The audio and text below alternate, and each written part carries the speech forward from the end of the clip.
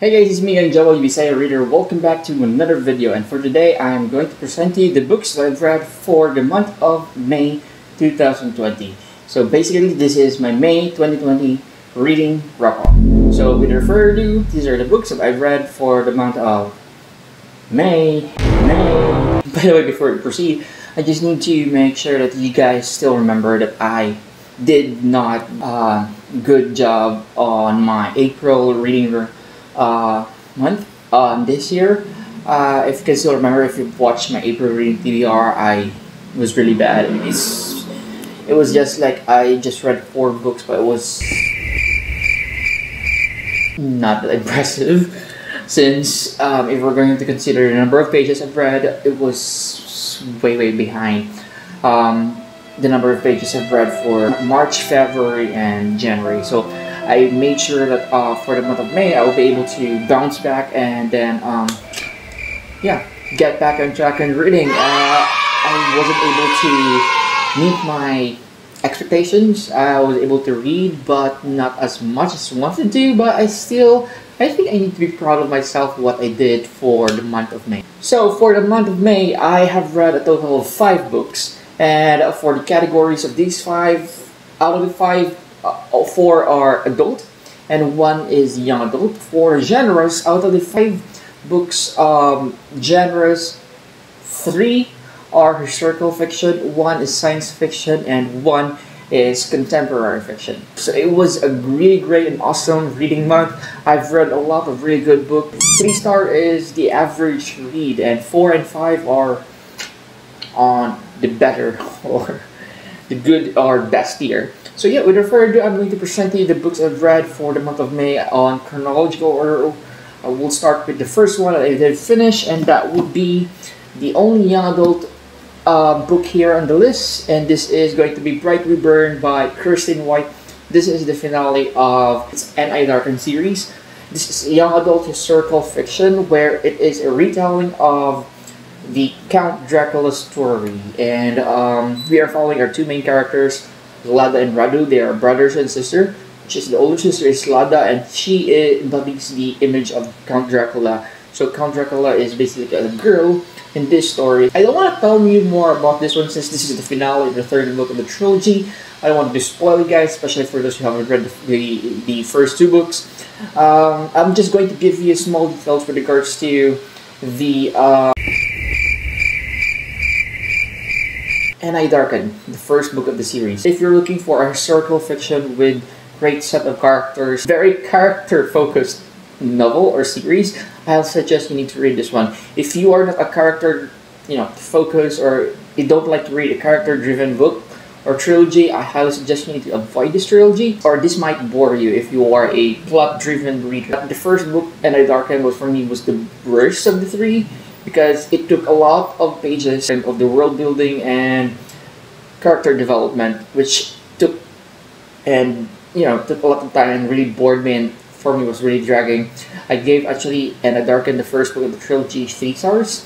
But Now I Rise took the series into another level. It was mind-blowing, and this one just gave justice to a very promising and very beautiful trilogy. Gave this one 5 stars. Now, on my next read after reading Bright Reborn, actually that was the first. This is actually my first book that I finished for the Blast from the Past 2020 readathon of the Bisaya Book Club. And yep, shout out to all those for joining the Blast from the Past 2020. It's my first book, and I decided to continue on the historical fiction. And I read my second Blast from the Past read for the Visayas Book Club, and I read the Visayas Book Club book choice, Kirsten Hanna's The Nightingale. And this one, bam. I'm still kind of confused if I'm going to include this as one of my all-time favorite book or not, but it really deserves to be part of my all-time favorite book. While reading this one, I do, to be honest, I can't stop myself comparing this to All the Light We Cannot See. I've read All the Light We Cannot See a couple of months ago, so things that happened in All the Light We Cannot See was kind of still fresh or new to me. So I wasn't able to really avoid comparing this to All the Light We Cannot See. But aside from those similarities when it comes to themes, plots, and settings, these two are completely different. Sorry about that. This one is set also during the World War II between Germany and France. It also happened in France. Here we are following our two main characters. They are actually sisters. The story here is completely different. You might have the same vibe from All the Light We Can See, but the story, how it was written, how the story unfolds, how the character developed, and how the story ended is completely different from All the Light We Can See. I prefer this over All the Light We Cannot See if we're going to talk about how dark the book is or how tragic the things that are happening in the story is. But we can still not deny the fact that All the Light We Cannot See was better when it comes to prose. The Nightingale was really heartbreaking, it was really emotional, it was really tragic. I caught myself very angry, I caught myself sad, afraid, cold. It was also atmospheric, and I definitely felt the desperation from the characters.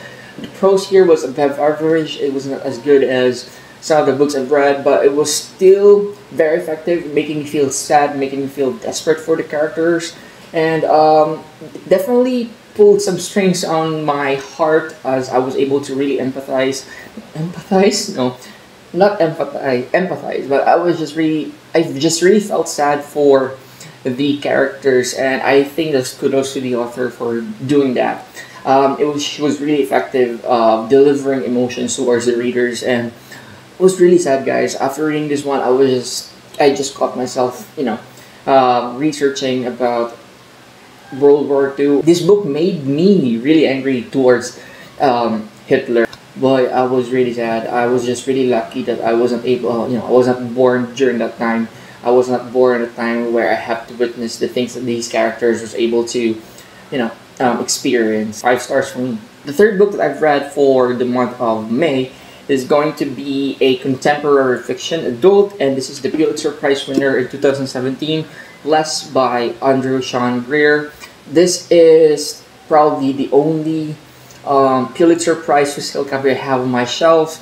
It does have a below 4 average rating on Goodreads, and it kinda shocked me why. And at first, I need to be honest, it turned me off and kind of affected my decision if I'm going to read this or pick this as soon as possible. But it's just really short. It's around almost 300 pages, and I was just really hooked by the stuff that the author and the blurbs that this is really funny and heartwarming. So I did give this a try, and I love it. This book is we're following our main character named Arthur Les. He is a 49-year-old gay writer guy, single, and he's really afraid to turn 50 because he's alone. He does not have a partner in life. He does not have a child. He's not really confident on what he was able to achieve during his 49 years of existence here on Earth. And then he's about to turn 50, and weeks before his birthday, he received an invitation from his long-term young ex-boyfriend, who used to be a son of his older ex-boyfriend, that he's getting married, and he was invited to the wedding in Italy. So he still can't accept the fact that his love of his life is about to get married, and he's here, still can't get over that guy. So he tried to make sure that he's distracted before the wedding. So he accepted a lot of invitations around the world. There were some invitations for him to attend or to give speech on universities, to attend awards regarding to his books and his pieces, and he accepted all those invitations, and yeah, he traveled around the world before the wedding to emotionally and physically prepare himself for the wedding. He went to Mexico, he went to Morocco, he went to Japan, he went to India, and while doing this, he's also planning to write his final book. He called this the book of his life, and he's getting inspiration about everything that happened to him for the past 49 years of his existence, and also for his experiences that he was able to encounter during his travel around the world and before prior to the wedding. This one really broke my heart, and this one really gave me a lot of lessons, taught me a lot of lessons. This is a must read, and I definitely support whoever the panel or the final jury of the Pulitzer for giving the Pulitzer Prize for Literature and Fiction on 2017 for this. They made the right decision. I can see why other people might not like this. So again, this might not be for you if you are expecting that this is very humorous. This might not be for you if you're expecting not a character driven. Again, this one is an almost autobiography of Arthur Less. We're following our main character, so everything that happened here is about Arthur Less, how he feels, how he thinks. It's very character driven, very character centric for the main character, and it might bore you. It's just that we just have to follow and feel and experience the life of Arthur Less as he turns 50. I gave this 5 stars. I decided to read another Pulitzer Prize winner for fiction, and this is going to be the Colson Whitehead's The Underground Railroad. I just heard a couple of days ago Colson Whitehead won again another Pulitzer Prize for Literature for Nickel Boys. So he won 2018, and then after 2 years, 2020, his Nickel Boys piece won again the Pulitzer Prize for Fiction. And so, great job, Colson Whitehead. I gave this one 4 stars. I was actually kind of disappointed. Maybe I was really expecting a lot from this book, but it did not really, satisfy my expectations. I was really expecting that this is going to be mind-blowing, to be out of this world, since it has the Pulitzer Prize winning, and it was being hyped by a lot of people in the social media and the literature world, and I was really bored. At first I was okay with it, and I was kind of still hopeful that things will get better, but as I read deeper into the book, further and further, I just lost interest on finishing the book. After reading this one, I felt really exhausted. Anyways, setting aside the pacing and the entertainment this book gave me, I think this book still deserves 4 stars because of the impact that it gave to me. It talks about a lot when it comes to racism, and we are following a main character, Cora. She is a slave in the South Carolina during the 1980s, where slavery of the black people or the people with color are really rampant, and there's still not enough law in these states that protects black people from slavery. And we're following Cora as she's a 3rd generation slave. Her grandmother is actually the one that was shipped from Africa, from Ethiopia, traveled all around the world to reach US, and gave birth to her mother, and her mother gave birth to Cora. And yeah, her ancestors basically are just spent most of their lives being slaves of these white people. And we're following our main character, Cora, as she tries to prepare a heist to escape the cotton plantation and be a free person, be a free black person during this time. And she was being hunted by this white slave catcher, who does this job for a bounty, for a living, because they think that black people should belong or should go back to their master, who paid a lot of money for them to work for their plantation. It kind of sucks, and it kind of saddens me that this type of scenarios or this reality is really happening way back a few years ago, hundreds of years ago, and it's kind of heartbreaking how humans were capable of doing this stuff. I was also shocked that as I dig deeper about the book, what happened, why people saw black people, or people with color, as slaves, and I was kind of shocked that it all boils down about religion. They were really religious.